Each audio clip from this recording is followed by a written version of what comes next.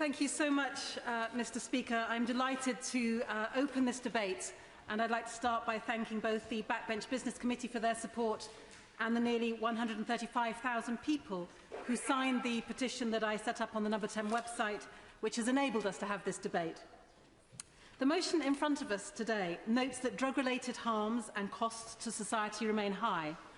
It makes the case that there's a wealth of evidence to that effect and calls on the government to conduct an authoritative and independent cost-benefit analysis and impact assessment of the 1971 Misuse of Drugs Act, with the results to be published within the next 12 months. And the motion has been very carefully written so as not to promote one policy model over and above another. It simply advances the principle that our drugs policy should be based on evidence of what works to reduce harm. That's harm to individuals, to communities and families affected by drugs misuse. And in order to get that evidence, we need a thorough analysis and assessment of the current legislation, including comparing it with alternative models. And so for that reason, I hope that honourable members who are in favour of what I will call a prohibition-based drugs policy, as well as advocates of alternative approaches, will both support this motion, because essentially what this motion is doing is simply seeking to have the evidence. Since it was passed in 1971, there has been no process of reviewing whether or not the Misuse of Drugs Act is achieving its dual objectives of reducing drug misuse and the associated social harms. I thank the Honourable Lady for giving me. I agree with the Honourable Lady that it's about 40-odd years now since the Act was actually introduced. And I think we should do, and I hope she'll agree with me, should be a reassessment to see how we can bring it more up to date with a proper policy on that matter. I thank the Honourable Gentleman for his intervention, and I absolutely agree that in many other policy areas we do have reviews to check if the objectives are being met, and I think it's high time we had such a review when it comes to the 1971 Misuse of Drugs Act. The government's drug strategy is itself subject to review, but that is a self-limiting process. In other words, it intends only to look at value for money and only in terms of whether the amount spent is more or less than the value of the positive outcomes. That review will be carried out in 2015, and it doesn't consider whether other approaches would be better value for money, nor does it include the negative outcomes, the presumably unintended consequences of the policy in its calculations. Today, of course, what we do have, and I very much warmly welcome this, is the publication of the international comparator study from the government. And I pay tribute to the Home Office Minister in his place for the leadership he's shown in that whole process. Today does see that publication of what was, I think, a very long-awaited International Comparators report, commissioned on the recommendation of the Home Affairs Select Committee, and is a considered review of the different approaches to drug policy pursued around the world. And the review indicates, I think, that introducing alternatives to prohibition would not, contrary to some claims, boost drug use, and it could save millions of pounds if users were treated for addiction rather than being jailed. It seems the evidence for drug use to be moved to the Department of Health in order to be focused on treating rather than punishing addiction is overwhelming as well. So this is just the first step towards a drugs policy that puts harm reduction first, and I welcome it warmly. But we urgently need to follow up on this comparison of international approaches and learn the lessons from it for our own UK-based legislation, and that's why I believe that this debate this morning is so important. Would the Honourable Lady give way? I should be delighted. I'm most grateful to the Honourable Lady. Can I also congratulate her on her award, which is well deserved, but also her work on this issue. In respect of follow-up, can I also welcome the report that the government has announced today, the Minister has led, and to tell her that the Home Affairs Select Committee, prompted by the Honourable Member for Cambridge, will be holding a separate session specifically on our last set of recommendations. It will be held in Cambridge in honour of the Honourable Gentleman, and I hope that we can persuade her to come along and speak. I thank the Right Honourable Gentleman very much for his intervention and would love to pay tribute to all of his leadership on this issue, as well as the Chair of the Home Affairs Select Committee. Pay tribute too to the Honourable Member for Cambridge, and I should be very happy to take up the kind invitation. I'm very glad to be serious that the Home Affairs Select Committee will be doing that extra piece of work. I think it's very important. And it's important because drugs misuse destroys individuals, it destroys families, and it destroys communities. And having an ineffective drugs policy only compounds that damage. All too often, success in the war on drugs is measured in terms of numbers of arrests or numbers of seizures of drugs, when in fact many of us believe we should be assessing whether or not the harms associated with drug misuse are rising or declining. As the Home Secretary acknowledges in the foreword to her government's drug strategy, she says individuals do not take drugs in isolation from what is happening in the rest of their lives. I agree with her on that. Poverty, social exclusion and inequality all have an impact on drug use and drug markets. Research by the Equality Trust shows a clear and demonstrable correlation between drug misuse and inequality. There is a strong tendency for drug abuse to be more common in more unequal countries like the UK. So ending social exclusion must be part of any effective strategy on reducing drug-related harms. And in order to do that, again, we need to marshal the evidence. Happy to give way. And I thank the Honourable Member for giving way. Contrary to press reports, there are many of us on these benches, the Conservative benches, that believe in evidence-based reform to have a more effective policy in dealing with the scourge of drugs.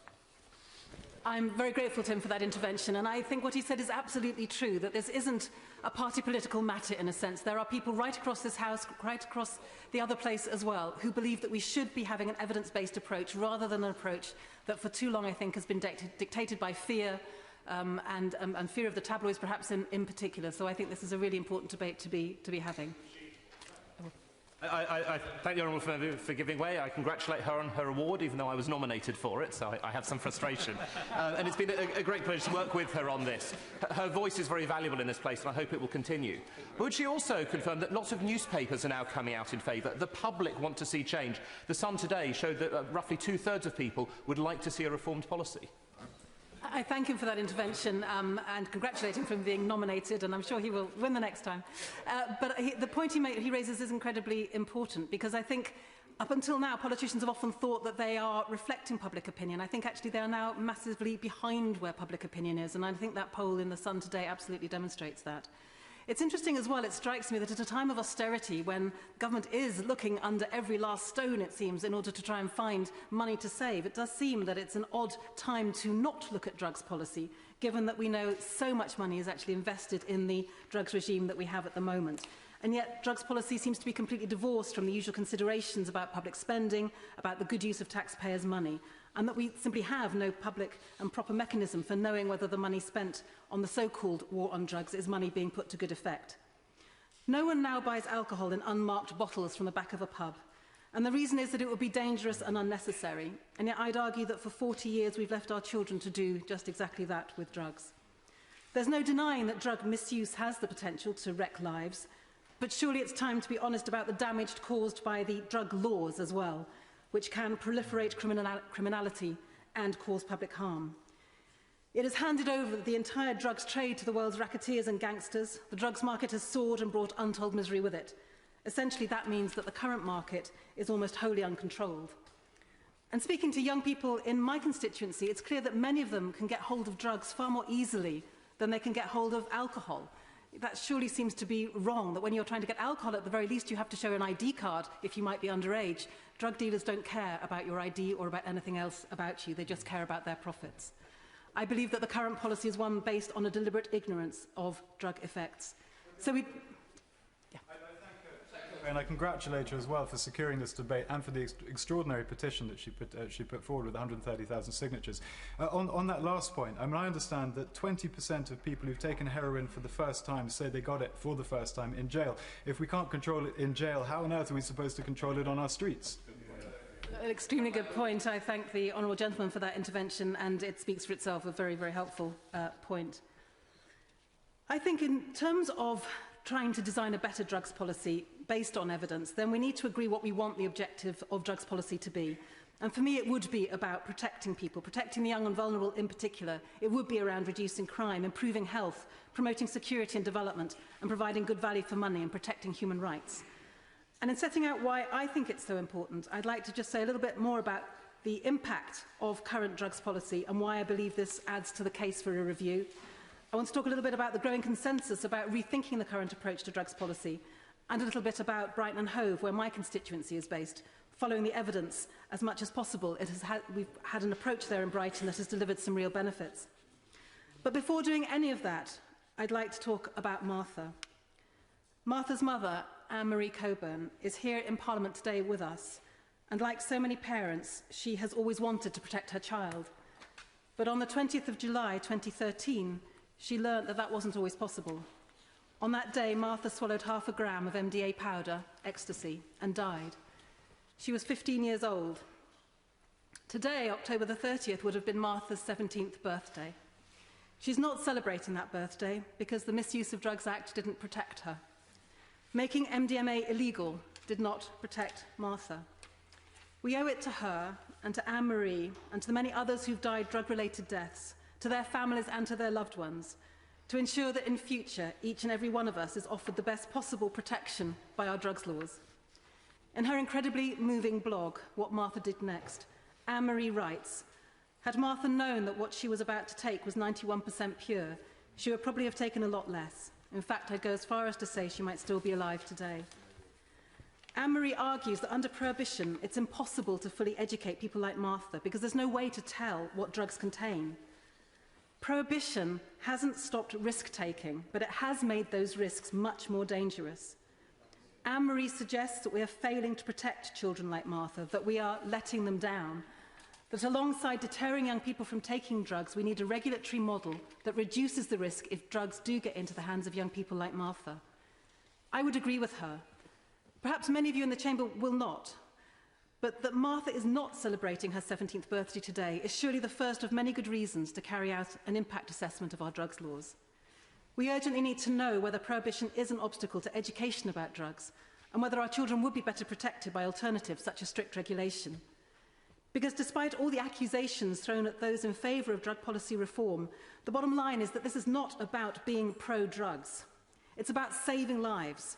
And the only credible way to do that properly is to know whether our policies are up to the job. And that's especially important because there's also powerful evidence that the so-called war on drugs is actually making things worse. Far from being neutral, in many instances the current model pushes users towards more harmful products, behaviours and environments. Let me give just two examples of what I mean, and in doing so it's crucial to differentiate between the suffering caused by drugs and that caused by drugs policy. Take the vast majority of drug-related offending. That happens not because people take drugs. It happens because of drugs policy. Users are driven to burglary and theft to buy drugs at vastly inflated prices in an unregulated market. There is enormous potential to significantly reduce such crime and its impact on our communities under a different system. And take legal highs. In 2010, according to research by Demos and the UK Drug Policy Commission into synthetic drugs, 40 new substances emerged onto the market, compared to 24 in the previous year. By 2014, that had grown to 80 different synthetic drugs. Professor Les Iverson, the chairman of the Advisory Council on the Misuse of Drugs, recently admitted that drug control legislation is being forced to play cat and mouse. Under the Misuse of Drugs Act, these substances are routinely banned, but that simply spawns yet more substances which are then banned in turn. But the legal process can't keep up. Today, the government has published a report on legal highs recommending that all novel synthetic psychoactive substances, or legal highs as they are more widely known, be banned. I appreciate what they are trying to do with that policy, but I think it's misguided. It fails to appreciate that many legal highs are themselves a product of prohibition. Synthetic cannabis, for example, wouldn't exist if there were a legally regulated supply of real cannabis. Nor does it recognise that we know prohibition, in other words banning things, doesn't stop people taking such drugs, it simply increases the risks.